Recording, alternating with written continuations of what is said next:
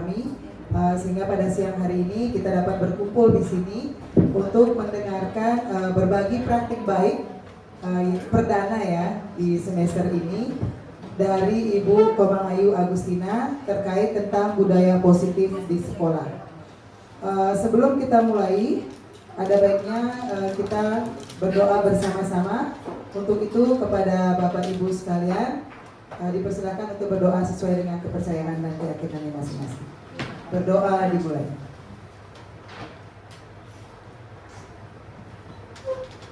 Selesai. Baik, untuk acara yang pertama yaitu pembukaan oleh Bapak Kepala Sekolah.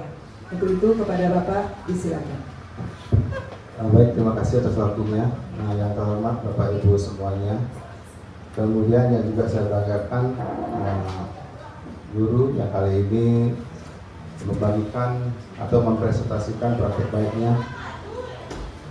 Sebelum kegiatan ini mulai, mungkin Bapak Ibu perlu ketahui bahwa sesungguhnya inilah yang menjadi atau yang saya idam-idamkan ketika pertama kali saya mengikuti membuka platform Merdeka Mengajar dengan segala hal yang ada di sana. Nah, salah satunya inilah yang menjadikan saya inspirasi.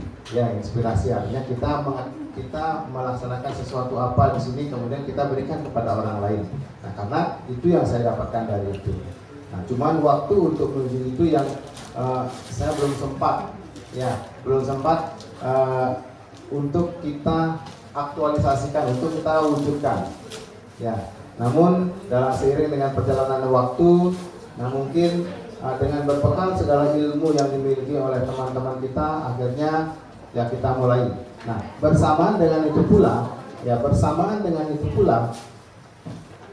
kemarin ya ada surat dari Dinas Pendidikan Pemuda dan Olahraga, yang mana surat tersebut adalah turunan dari kementerian, menyampaikan bahwa ya, untuk jenjang SMP, untuk pelaksanaan atau implementasi dari IKM ini, ya diharapkan jenjang SMP membagikan video praktik baiknya, ya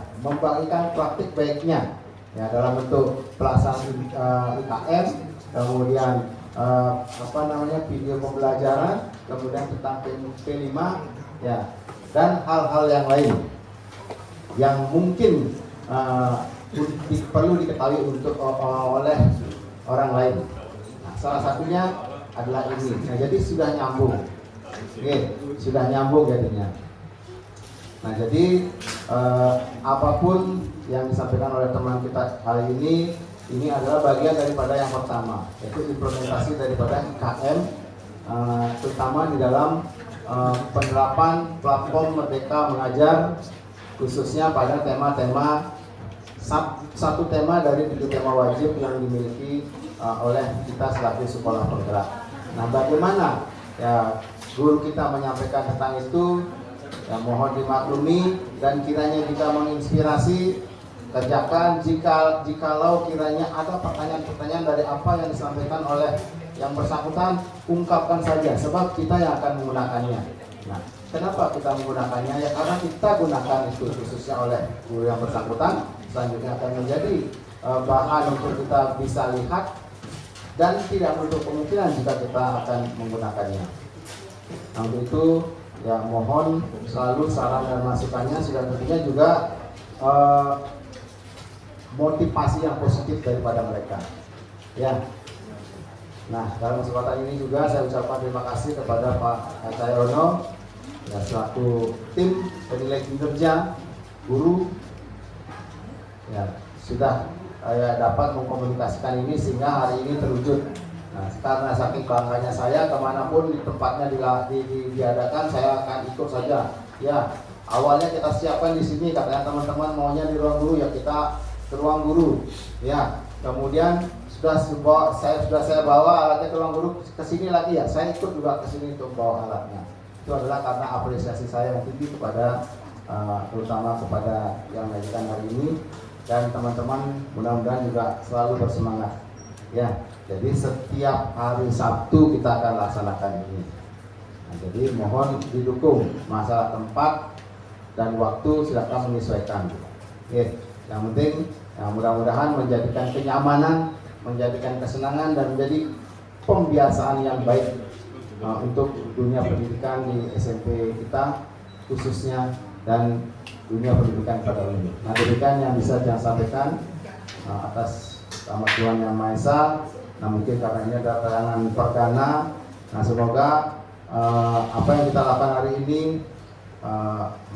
mendapat restu dan izin dari Tuhan Yang Maha Esa dan selanjutnya menjadi bekal untuk guru-guru muda yang melanjutkan generasi-generasi kita nantinya.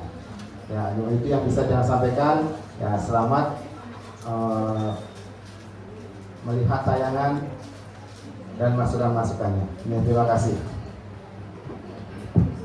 Baik, terima kasih Bapak. Selanjutnya adalah penyampaian materi oleh Ibu Komang Ayu Agustina. Untuk itu disilakan. Baik, terima kasih Bapak Ibu. Mungkin saya izin ke depan nih.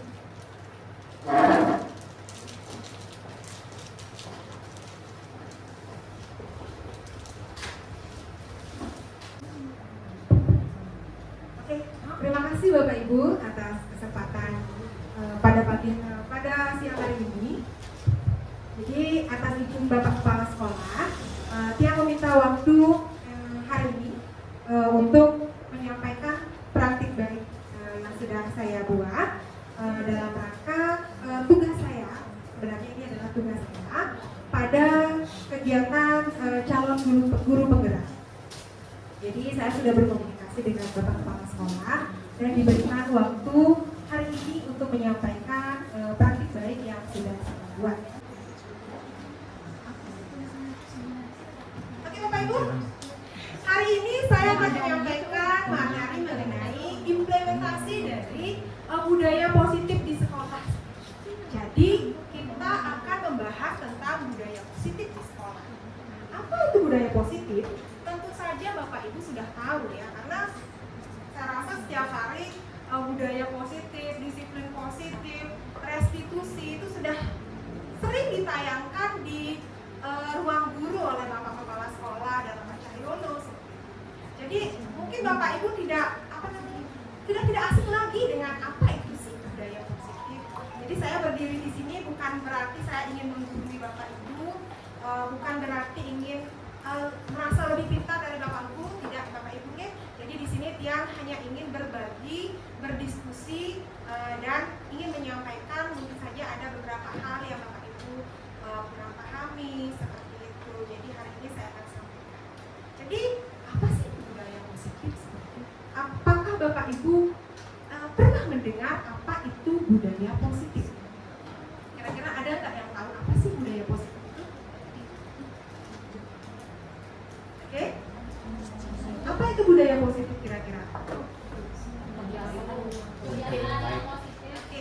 Jadi benar sekali Bapak Ibu ya. Jadi budaya positif itu merupakan kebiasaan yang baik, kebiasaan yang positif yang akan kita terapkan terhadap siswa di sekolah. Bukan hanya siswa ya, kita juga bisa menerapkan itu ya. Oke. Lanjut. Nah, konsep utama modul budaya positif yang akan saya sampaikan pada siang hari ini tentunya saja yang pertama adalah perubahan paradigma belajar, kemudian disiplin positif, selanjutnya kebutuhan dasar manusia, dan motivasi perilaku manusia, dan yang terakhir adalah restitusi.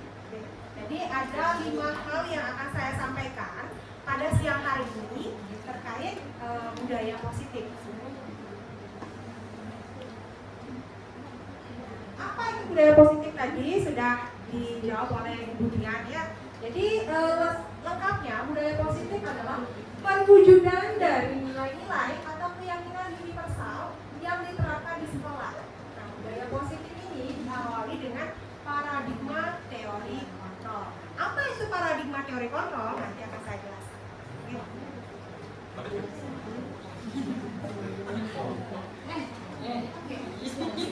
Oke, diawali dengan paradigma pembelajaran dengan paradigma baru. Oke, jadi kita semua di sini dihadapkan oleh kurikulum Merdeka, merupakan suatu hal baru bagi kita, Bapak Ibu. Karena kita ketahui bersama selama ini kita sudah menerapkan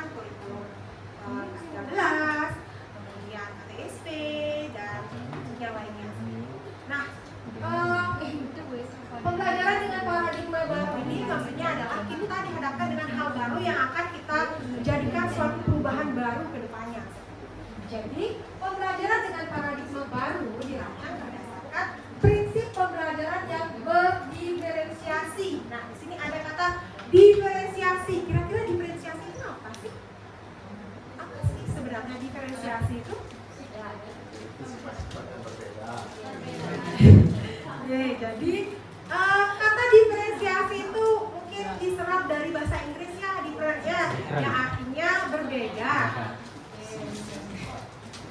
Sehingga setiap siswa belajar sesuai dengan kebutuhan dari tahap perkembangannya untuk mewujudkan profil pelajar Pancasila. Nah, apakah Bapak Ibu masih ingat apa saja sih 6 dimensi dari profil pelajar Pancasila itu? Apakah Bapak Ibu masih ingat apa saja sih 6 dimensi dalam profil pelajar Pancasila? Bertakwa terhadap Tuhan Yang Maha Esa dan berakhlak mulia. Yang kedua, Allah. Yang ketiga, gotong royong. Yang keempat, mandiri. Yang kelima, dan yang terakhir ada kreatif. Ini bagus sekali Bapak Ibu. Berarti Bapak Ibu masih mengingat apa saja sih sebenarnya tujuan kita melaksanakan P5 itu apa? Inilah ya profil pelajar Pancasila yang harus kita capai bersama. Oke, masuk ke disiplin positif. Jadi di sini dalam budaya kita pasti akan mendengar, kita sering mendengar tentang kata disiplin. Kata disiplin itu menurut Bapak Ibu identik dengan apa kira-kira? Kita selalu mendengar kata disiplin, kalian harus disiplin anak-anak, jangan melanggar, harus disiplin, mengikuti peraturan. Nah, disiplin itu apa sih sebenarnya? Oh, kita sering mendengar kata disiplin, identik dengan kata apa sih disiplin itu? Kira-kira menurut Bapak Ibu, disiplin itu identik dengan kata taat, lagi patuh, kemudian lagi satu yang sering kita terapkan di sekolah, peraturan. Bagus sekali Bu Putri ya. Identik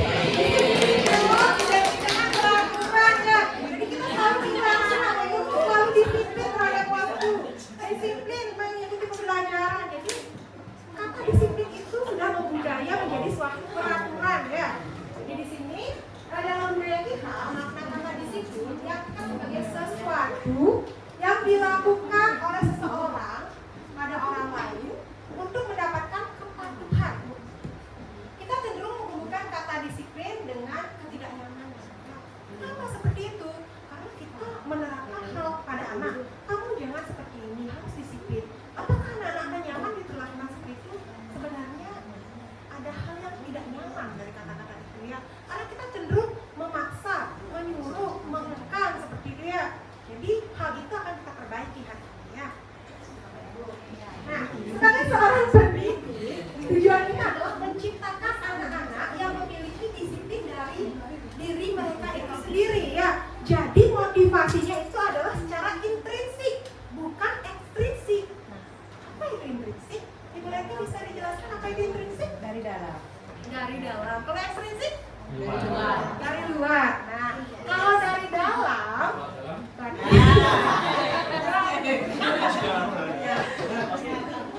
kalau dari dalam ini cenderung anak-anak merasa dari dalam dirinya terbentuk sebuah hal yang disiplin, sesuatu yang memang dia kehendaki gitu, tanpa dipaksa. Tapi kalau ekstrinsik adalah seperti kita, jangan seperti ini, tidak boleh seperti ini, itu mengekang, memaksa ya.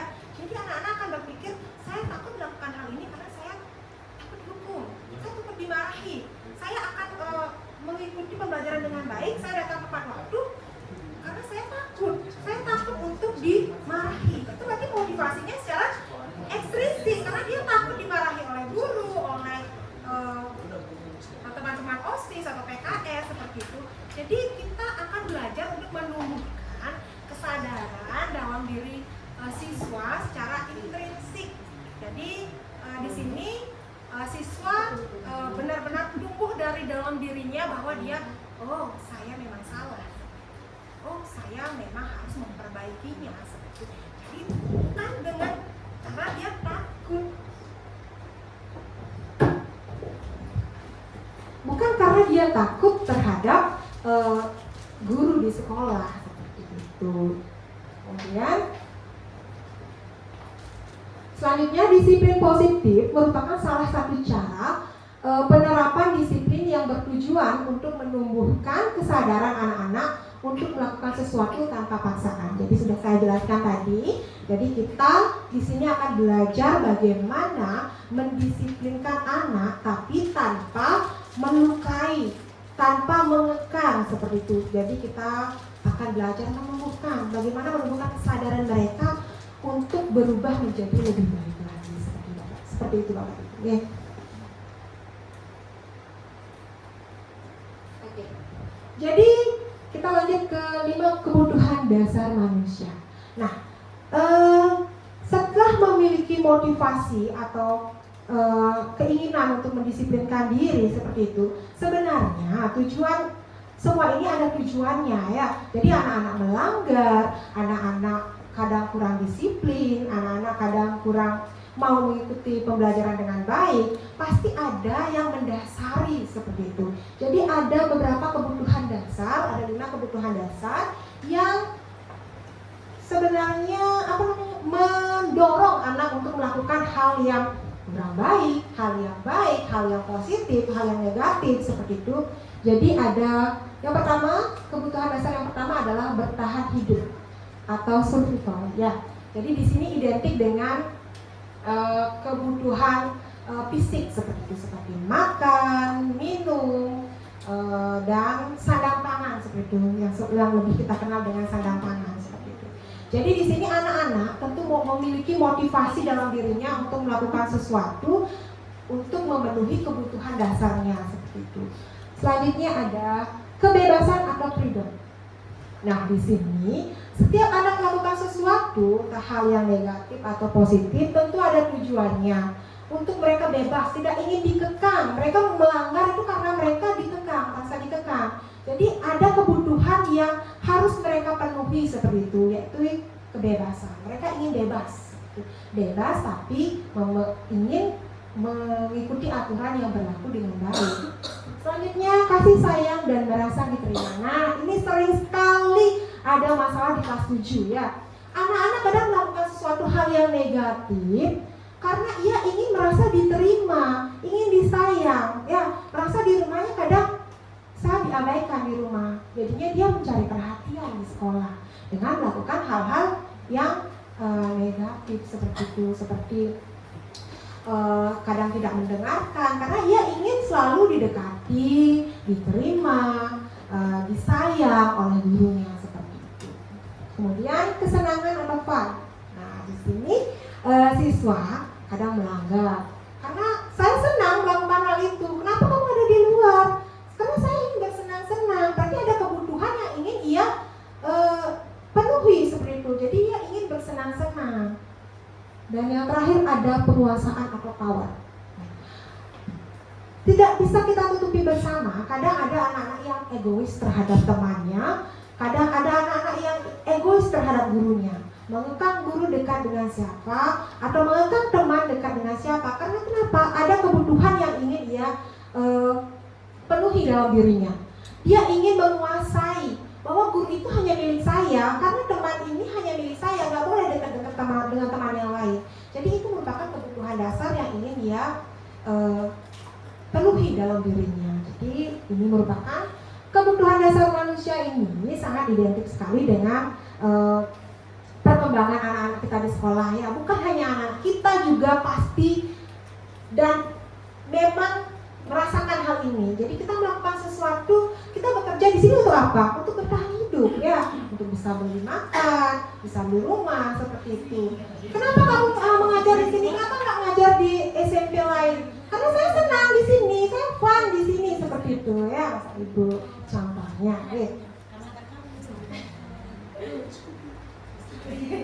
Oke, masuk ke ada 3 jenis motivasi ya. Tadi kita sudah menjelaskan mengenai kebutuhan dasar manusia. Nah sekarang lanjut ke motivasi. Motivasi. Bapak Ibu pasti sering mendengar kata motivasi ya. Motivasi, kamu kali katakan saya termotivasi untuk begini. Apa sih sebenarnya motivasi itu? Dorongan dari dalam diri kita. Entah itu sadar maupun tidak sadar ya. Jadi kita termotivasi untuk melakukan sesuatu, kita terdorong untuk melakukan sesuatu. Jadi di sini ada 3 jenis motivasi yang mendasari seorang anak, khususnya ya seorang siswa untuk melakukan sesuatu seperti itu. Yang pertama, menghindari ketidaknyamanan dan hukuman. Oke, ini berlanjut nih. Jadi ini terangkai dari yang saya jelaskan tadi. Jadi anak-anak kadang melakukan sesuatu, kadang merasa terpaksa karena takut dihukum ya, takut tidak nyaman. Saya takut berdiri di depan kelas, nggak boleh masuk. Jadi dia seakan-akan padahal dia males banget seperti itu. Saya takut banget sebenarnya, tapi saya takut juga untuk dimarahi. Saya males banget sebenarnya ketemu dengan dia, dengan guru itu, tapi saya takut kalau saya tidak ikut belajar, saya takut dimarahi seperti itu. Jadi dia melakukan hal itu merasa terpaksa, disiplin secara terpaksa karena takut untuk dihukum seperti itu. Selanjutnya untuk mendapatkan imbalan atau penghargaan dari orang lain. Oke Bapak Ibu, kadang anak-anak dekat dengan kita, ada beberapa motif di dalamnya, ada beberapa motivasi di dalamnya. Dia kadang ingin mendapatkan imbalan, saya dekati guru ini biar besok ulangan saya dapat 90 seperti itu. Jadi dia mengharapkan suatu imbalan, suatu penghargaan seperti itu. Dan kita pun sebagai seorang guru tidak boleh memberikan imbalan atau penghargaan ya. Misalkan dia udah juara 1 nih dan bisa jawab soal saya kasih uang ya untuk kamu karena kamu sudah dapat menjawab soal saya. Kamu juara 1 di kelas saya kasih kamu hadiah karena kamu sudah membanggakan saya. Sebenarnya hal ini tidak baik untuk perkembangan anak ya. Jadi jadi anak-anak ketika ia melakukan sesuatu, dia mengharapkan suatu umpan balik dari kita, ingin mendapatkan imbalan, ingin mendapatkan penghargaan seperti itu. Jadi hal itu sebisa mungkin untuk kita hindari bersama, memberikan imbalan, hadiah, apalagi itu berupa uang pada anak, itu sangat tidak baik sekali Bapak Ibu. Dan yang ketiga adalah menghargai nilai dan kebajikan diri sendiri. Nah, inilah yang harus kita tanamkan pada diri anak-anak. Karena kita ingin anak-anak sadar terhadap nilai-nilai yang terkandung dalam dirinya, nilai-nilai kebajikan, nilai-nilai yang memang benar-benar bisa mereka sadari tanpa ada motif yang latar belakangi itu, tanpa mengharapkan imbalan, tanpa untuk menghindari hukuman atau ketidaknyamanan seperti itu. Nah, dalam disiplin positif di sini tujuannya adalah untuk menanamkan motivasi yang ketiga pada murid, yaitu menjadi orang yang mereka inginkan dan menghargai diri sendiri. Nah, dengan menghargai diri sendiri, dia akan merasa malu jika melakukan atau melanggar seperti itu. Saya tidak akan melakukan itu karena saya malu pada diri saya. Saya memiliki nilai-nilai dalam diri saya. Jadi saya tidak akan mengingkari nilai-nilai tersebut seperti itu. Jadi dengan nilai-nilai yang mereka percayai itu, mereka bisa menumbuhkan motivasi intrinsik dalam dirinya untuk menghargai setiap norma, aturan yang ada di sekolah seperti itu, Bapak Ibu.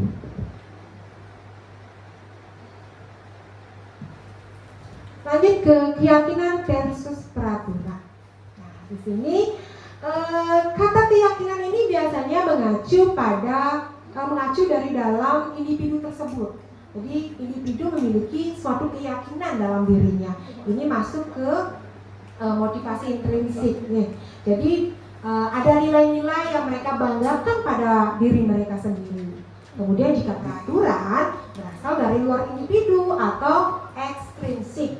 Jadi bagaimana maksudnya apa? Dari luar individu ini bagaimana maksudnya seperti itu? Jadi ada individu lain yang membuat suatu peraturan, contohnya peraturan sekolah yang mereka ikuti, mereka laksanakan seperti itu. Nah, dari contoh keyakinan ini, apa sih yang bisa kita lakukan? Apa sih yang bisa kita terapkan pada murid seperti itu? Contoh yang paling relevan adalah membuat keyakinan kelas bersama. Jadi saya dan Bu Leti sudah membuat keyakinan kelas di kelas 7. Jadi sebelum kita memulai pembelajaran di semester ini dan semester lalu saya mencoba, ya Bu Leti, kita buat keyakinan kelas agar anak-anak merasa bahwa apa yang mereka lakukan di kelas nanti sesuai dengan nilai dan motivasi dalam dirinya sendiri seperti itu. Sedangkan dalam peraturan, contohnya yang paling dekat dengan kita adalah peraturan sekolah. Jadi banyak sekali kita sudah ketahui bersama bahwa ada peraturan sekolah yang membatasi anak untuk jangan memakai sepatu begini atau rambutnya harus dicukur dengan rapi, seperti itu termasuk dalam peraturan sekolah.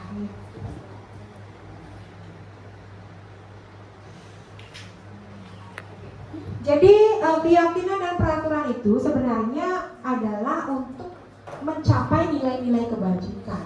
Nah, nilai kebajikan ini adalah sifat-sifat positif manusia yang merupakan tujuan utama yang ingin dicapai setiap individu. Nah, nilai ini menekankan pada keyakinan seseorang yang akan lebih memotivasi. Jadi di sini ada kata motivasi. Oke. Ya, orang tersebut dari dalam dirinya sendiri. Contoh nilai kebajikan yang kita junjung bersama adalah penerapan dari profil pelajar Pancasila yang sudah kita tahu bersama 6 dimensinya nih, Bapak Ibu.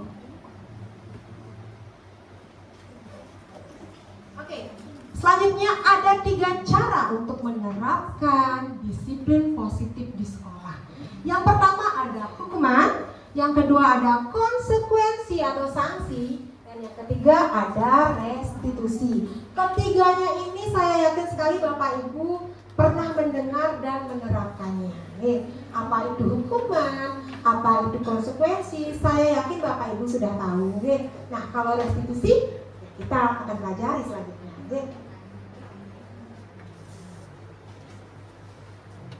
Hukuman atau konsekuensi. Nah, saya akan berikan 3 buah kasus. Coba Bapak Ibu analisis, ini termasuk hukuman atau konsekuensi kah? Yang pertama, murid diminta untuk bertelanjang kaki sepanjang hari karena tidak menggunakan sepatu warna hitam sesuai peraturan sekolah. Ini termasuk hukuman apa konsekuensi? Hukuman? Kita simpan dulu.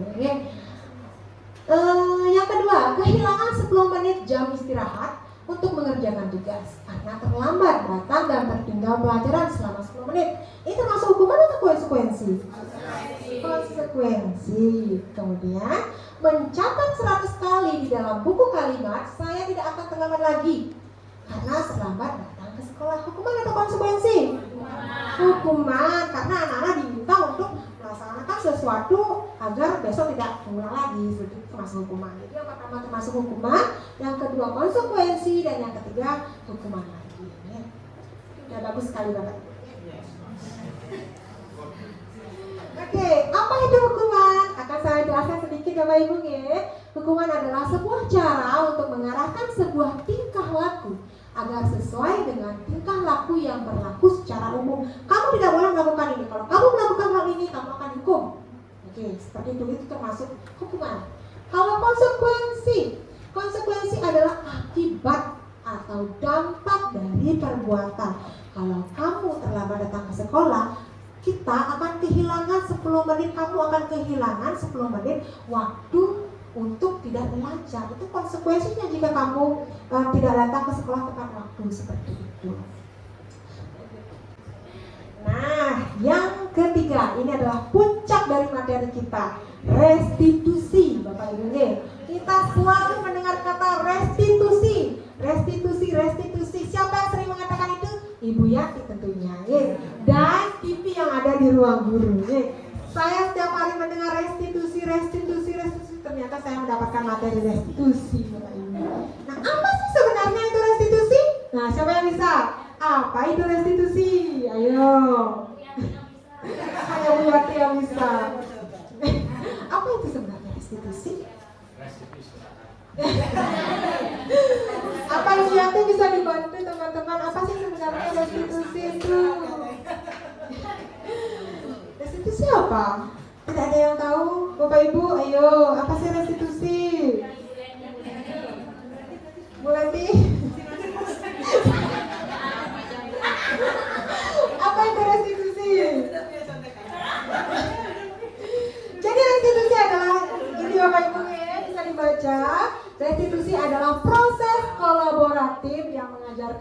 murid atau siswa untuk mencari solusi dari masalah yang mereka alami. Jadi kita tugasnya adalah membantu murid untuk berpikir tentang orang seperti apa sih mereka dan bagaimana sih mereka harus memperlakukan orang lain gitu. Jadi kita sebagai seorang fasilitator, sebagai seorang pendorong, sebagai seorang yang mengayomi mereka, kita membantu mereka untuk menemukan nilai-nilai yang terkandung dalam dirinya, membuat mereka sadar, oh saya salah seperti itu, tanpa menghukum, tanpa menjudge, tanpa memberikan konsekuensi. Kita dekati anak-anak bersama-sama, kita temukan apa sih potensi yang ada dalam diri kamu, apa sih nilai-nilai yang terkandung dalam diri kamu, apa sih keyakinan kelas yang sudah kita sepakati bersama, atau apakah keyakinan kelas yang kita sudah sepakati itu sudah sesuai dengan tindakan kamu pada hari ini, seperti itu.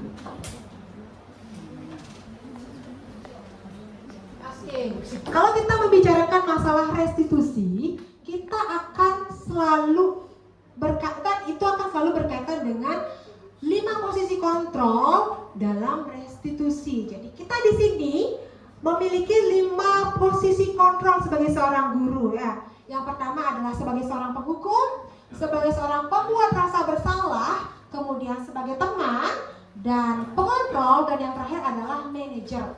Kira-kira Bapak Ibu sekarang menerapkan kalau ada murid yang melanggar, kita ada di posisi mana ya? Kira-kira Bapak Ibu sering menerapkan apa di sekolah jika ada siswa yang melanggar? Penghukum? Pembuat rasa bersalah kah? Atau menjadi teman kah? Atau menjadi manajer kah? Ataukah pengontrol? Nah, kira-kira yang ideal itu yang mana? Seperti itu. Oke. Ya, ada yang jawab teman. Apa lagi? Pembuat rasa bersalah. Ya, menurut yang paling ideal. Menurut Bu Leti pembuat rasa bersalah, Bu Dayuika sebagai teman, Bu Meli juga sebagai teman. Lagi, ada nggak yang mau jadi penghukum? Bersihkan WC-nya nanti. Maklum ini nanti, itu penghukum ya. Kalau Pak Mahjani mungkin penghukum ya. Kalau manajer, nah jadi manajer, ada nggak yang pernah menerapkan diri sebagai manajer di sini? Manajer untuk anak-anak gitu. Mungkin Ibu Yati di sini ya, sebagai seorang manajer ya. Oke, apa sih itu penghukum, pembuat rasa bersalah, teman, pengontrol, dan manajer? Kita akan lanjutkan pada slide berikutnya. Oke, nah coba lihat di sini ada foto anak-anak seperti itu. Kira-kira apa yang akan kita lakukan kalau ada anak-anak yang mengeluarkan baju seperti itu? Ada yang membuang sampah sembarangan, ada yang bertengkar di sekolah. Kira-kira apa yang akan kita lakukan? Sebagai apa sebenarnya kita kalau melihat anak-anak seperti itu? Coba Ibu Leti, kalau Ibu Leti menemukan anak-anak seperti ini, Bu Leti akan menerapkan sebagai seorang apa pada mereka seperti itu? Penghukum kah? Ya, penghukum. Penghukum. Kenapa penghukum Ibu Leti? Itu saya lihat kasusnya sudah Lihat aja kesel ya. Kemudian Ibu Dayuika, kalau Ibu melihat ini, apa yang akan Ibu lakukan sebagai penghukum, sebagai teman atau kontrol, membuat rasa bersalah kah? Sebagai teman, dinasehati ya, yang paling bijak. Oke. Jadi ada yang menjawab sebagai penghukum kah? Ada yang menjawab sebagai, kebanyakan sebagai penghukum ya, banyak. Kan nggak baju gitu, kan ada pesawat baju nih, coba baju nih. Nah, ini kan ada peralatan ini juga ini. Nah, itu sebagai penghukum. Persis Bu Tina. Iya, saya juga seperti itu dulu Bang Angin. Dan masih mungkin kadang-kadang ya. Oke, ini lihat sekarang tabelnya. Posisi guru 1 sebagai penghukum, guru 2 pembuat rasa bersalah, guru 3 teman, guru 4 pengontrol, guru 5 manajer. Mana sih kira-kira yang paling ideal? Kita lihat deh.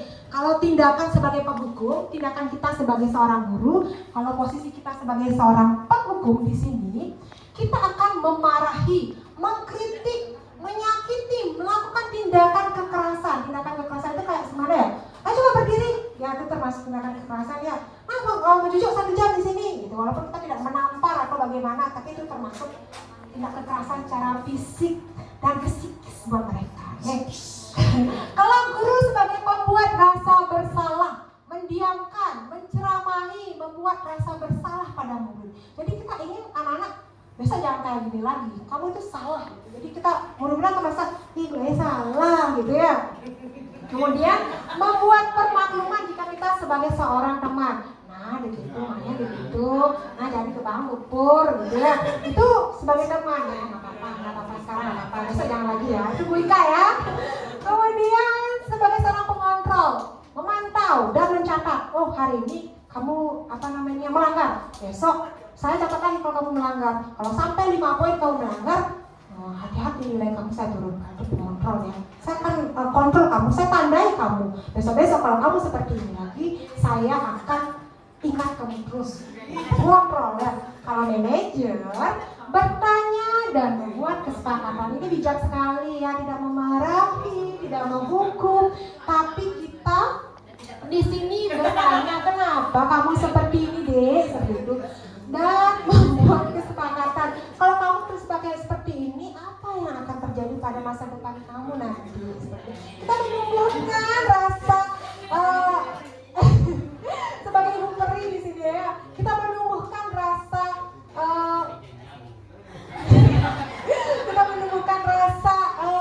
malu dalam diri mereka karena mereka sudah melanggar.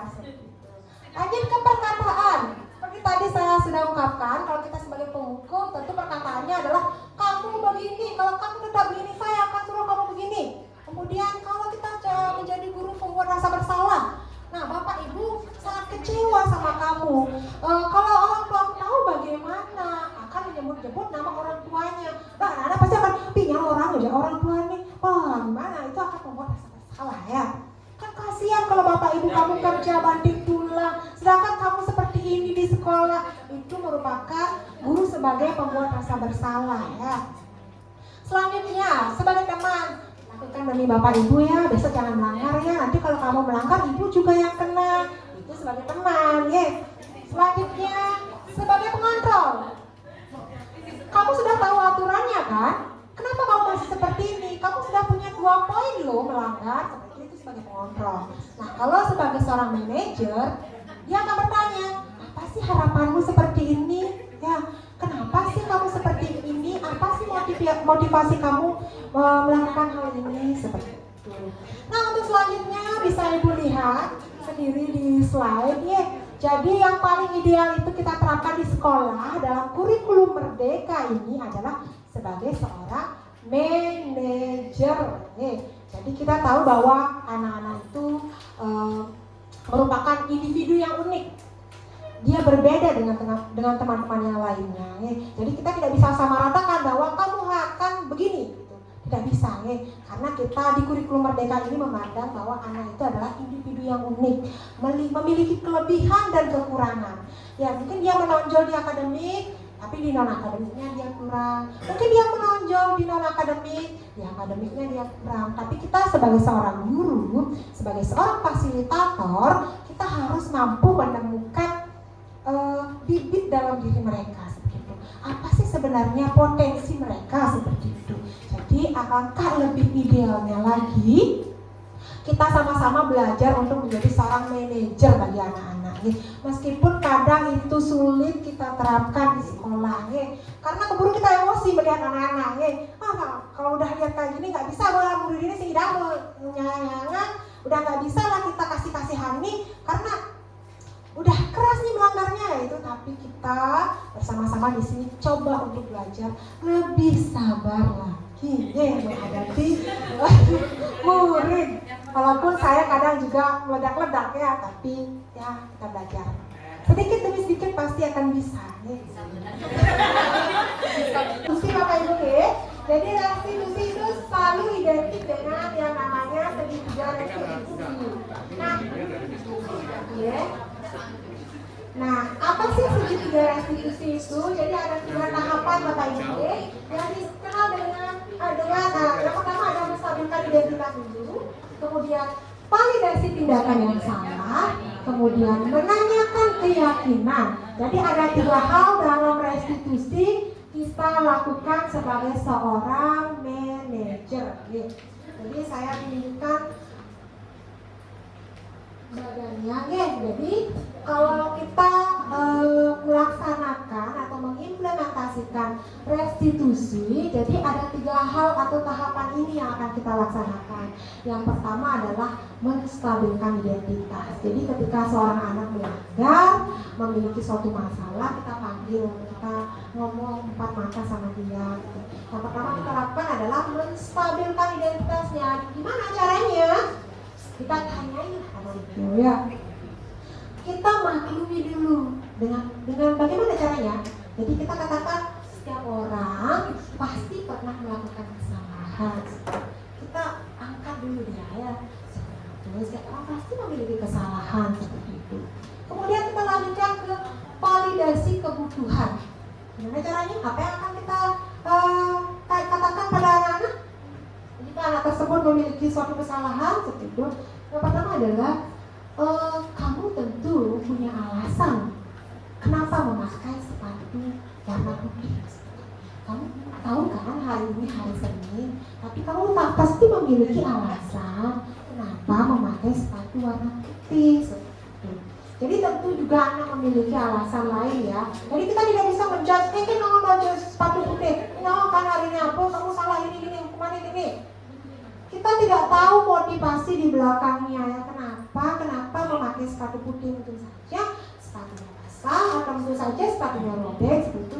Jadi kita validasi ataupun validasi dulu apa sih sebenarnya yang melatar belakangi anak tersebut melakukan hal itu. Dan yang terakhir adalah menanyakan keyakinan. Nah, jika Bapak Ibu menerapkan restitusi pada anak, ada alangkah lebih baiknya lagi Bapak Ibu membuat keyakinan kelas dulu. Jadi ketika Bapak Ibu melaksanakan atau mengimplementasikan restitusi, Bapak Ibu bisa menanyakan keyakinan kelas yang kita sudah sepakati bersama. Tentu dalam keyakinan kelas itu ada nilai-nilai yang terkandung, nilai-nilai kebajikan yang terkandung yang mereka buat sendiri. Jadi keyakinan kelas ini adalah hal atau aturan-aturan mereka, keyakinan-keyakinan mereka, bukan aturan apa ini, keyakinan mereka yang mereka sepakati bersama dengan teman-teman di kelas. Nah, jika ada yang melanggar, kita tanyakan, apakah yang kamu lakukan ini sudah sesuai dengan keyakinan kelas yang sudah kita sepakati bersama. Nah, dengan kita menanyakan itu, tentu anak-anak akan berpikir, bisa aja, lah ya sudah bersama-sama dengan guru dan teman-teman di kelas untuk selalu berpakaian sopan dan rapi, kok saya malah mengeluarkan pakaian malah tidak sesuai dengan keyakinan kelas.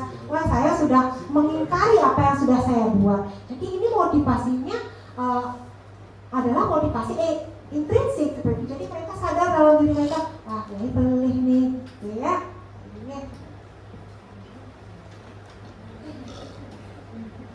Budaya atau lingkungan positif di kelas. Menurut Standar Pendidikan Nasional, Standar Nasional Pendidikan pasal 12, Bapak Ibu bisa baca di sini, budaya atau lingkungan positif sangat diperlukan agar pembelajaran yang terjadi adalah pembelajaran yang berpihak pada murid. Nah, kita ketahui bersama apa sih sebenarnya tujuan dari budaya positif, apa sih tujuan dari membuat keyakinan kelas, apa sih tujuan dari restitusi dan disiplin positif ya, untuk supaya pembelajaran berpihak pada murid ya, agar anak-anak menjadi senang, menjadi interaktif, inspiratif seperti itu, dia merasa senang dalam belajar. Jadi pembelajaran itu terkesan menantang karena pembelajaran itu berpihak pada murid gitu. Jadi saya tidak terlalu panjang lebar menjelaskan di sini karena kita fokusnya pada restitusi ini. Nah, ini adalah contoh budaya positif yang saya terapkan di kelas 7C. Jadi ini kita sudah ketahui bersama. Yang pertama pasti sebelum kita mengawali pembelajaran kita berdoa terlebih dahulu, kemudian menyanyikan lagu Indonesia Raya atau lagu-lagu yang tentang perjuangan seperti itu, kemudian mengucapkan salam ketika ibu bapak guru datang ke kelas. Kemudian ini yang keempat adalah membuat keyakinan kelas. Jadi anak-anak menempel keyakinan kelas yang mereka buat dan sepakati bersama. Mungkin saya pernah tempel di kelas 7C, tapi tiba-tiba sehari setelahnya hilang Bapak Ibu. Dan saya sudah bilang pada anak, nanti saya akan perintah dan tempel jangan dihilangkan lagi. Semua kelas di kelas A sampai E. Kemudian pembelajaran yang kolaboratif. Nah, di sini anak-anak berdiskusi bersama, berkolaborasi dengan teman-temannya. Dan yang terakhir adalah pembelajaran yang menyenangkan. Jadi anak-anak senang belajar. Pembelajaran bukan hanya tentang bagaimana ia mendapatkan materi, tapi dia juga merasa senang, merasa fun dalam belajar seperti itu. Lanjut, penerapan restitusi pada seorang murid kelas 7C dan kelas 7A di SMP Negeri 1 Blok. Jadi ini berupa video Bapak Ibu ya, tolong disimak. Ini merupakan penerapan penerapan pembelajaran restitusi bersama anak kelas 7C untuk tugas saya dan bisa Bapak Ibu tonton implementasinya Bapak Ibu. Ada dua kasus sebenarnya, tapi saya tayangkan satu kasus saja Bapak Ibu ya. Jadi di sini, nih, jadi di sini ilustrasi kasusnya. Bu Tina akan mengajar di kelas 7A. Saat jam pelajarannya sudah dimulai, Bu Tina masuk ke kelas, namun suasana kelas saat itu cukup gaduh karena ternyata salah satu murid mengamuk. Bu Tina pun mengajak siswa tersebut ke ruangannya, dan sesampainya di sana, Bu Tina mulai mengajak si anak untuk berdiskusi. Sebenarnya saya sudah membuat video mereka bertengkar, tapi untuk mengefisienkan waktu saya cut saja ya. Jadi saya langsung, jadi Bapak Ibu bisa simak videonya bagaimana saya melaksanakan restitusi pada salah satu murid di kelas 7A.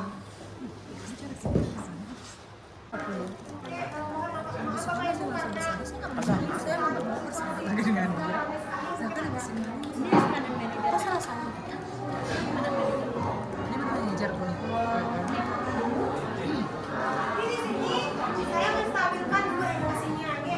Jadi di sini settingannya adalah siswa sedang marah.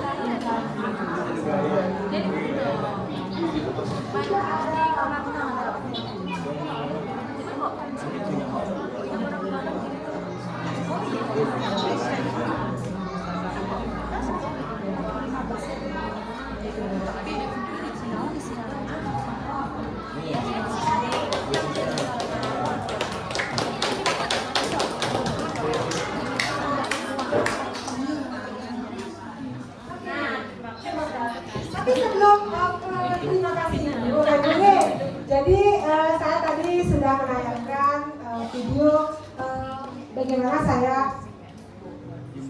melaksanakan restitusi di kelas 7C dan kelas 7A seperti itu. Jadi di sini tanpa menjudge seorang anak seperti itu, tanpa menghukum, memarahi mereka, kita di sini tugasnya adalah bagaimana menumbuhkan nilai-nilai dan keyakinan kelas yang mereka sudah sepakati bersama agar mereka merasa lebih memahami diri mereka seperti itu. Kenapa kamu melakukan tindakan seperti ini? Jadi semua ada motifnya seperti itu. Jadi dengan itu mereka akan memiliki kesadaran sendiri dalam diri mereka bahwa mereka itu salah dan tidak akan mengulanginya lagi. Tanpa kita menyalahkan seperti itu, tapi kita membawa anak, mengalirkan anak untuk menuju ke arah hal yang positif dan meninggalkan hal yang negatif pada diri mereka seperti itu. Jadi demikianlah presentasi saya pada siang hari ini.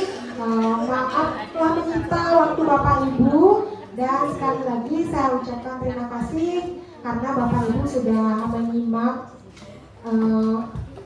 materi dari saya dan bisa untuk berdiskusi dan bertukar pikiran dengan saya mengenai praktik baik tentang budaya positif di sekolah seperti itu. Dan saya harap kedepannya Bapak Ibu bisa menerapkan budaya positif di sekolah seperti apa yang saya jelaskan tadi, bisa menerapkan pelan-pelan supaya nanti kita bisa meraih hal yang positif bersama, kita bisa menularkan dengan orang lain, dan kita bisa menjaga keharmonisan dengan siswa dengan supaya lebih baik lagi seperti itu. Terima kasih Bapak Ibu sudah mendengarkan penjelasan dari saya. Selanjutnya saya serahkan pada moderator. Terima kasih.